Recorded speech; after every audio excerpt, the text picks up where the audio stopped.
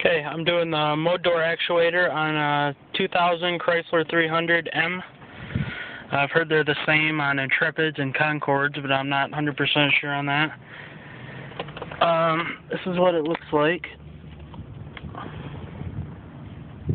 Just like that.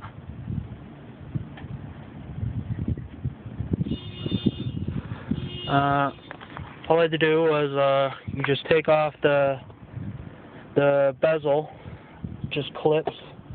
It's this piece. Just pop that off, pry it up on the edges, and it'll pop out with clips. And then unplug the plugs, take out the radio, screws, unplug the plugs. And then you take off these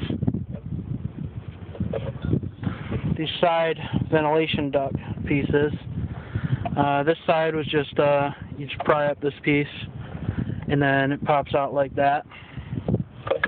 And then same thing on the other side. This piece just like that, only that side was a screw. It pops out the same way. And then there's this piece in the middle. It's two screws. There's one in the front, one in the back. And that's just located right behind the radio. You get one screw on the front and then go under the driver's side. You can get the rear one pretty easy. The actuator's located right here, right behind the radio. Let's see if I can put this one in. This is where it goes, right up here.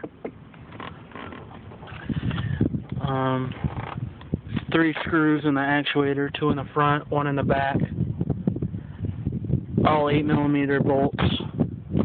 I did everything with a 8mm ratcheting wrench and two screwdrivers. Both kinds of screwdriver. Pretty simple. Once you unscrew the actuator, it'll pop right out. You got to make sure that piece is lined up. You put it back in.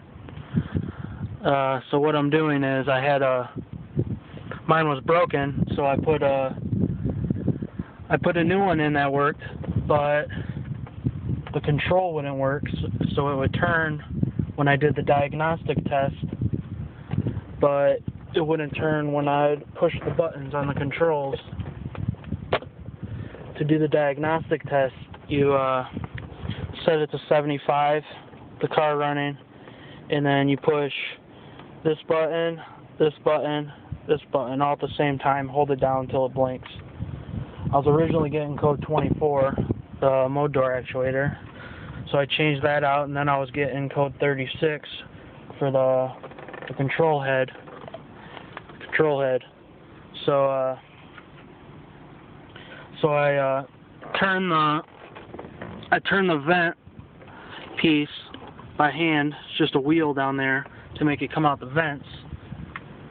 And then I plugged in the new actuator so it would turn during the diagnostic, and once it stopped where I needed it to be, I unplugged it. Then I plugged everything back in and hooked it all back up. And it was working fine for a while, and then I guess it reset itself, and then it went back to defrost. So now what I'm doing is I'm just going to put the broken one back in temporarily till I can get the control fixed.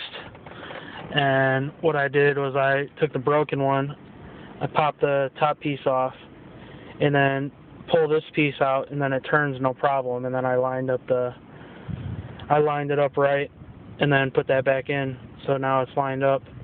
I'll just put the cover back on and put it back in, and then it shouldn't move because it's busted for temporary, just for a little while. It's not too important to have defrost in Arizona anyway for a while, just till I get that piece fixed. And that's about it. Put everything in reverse of removal, and that's about it.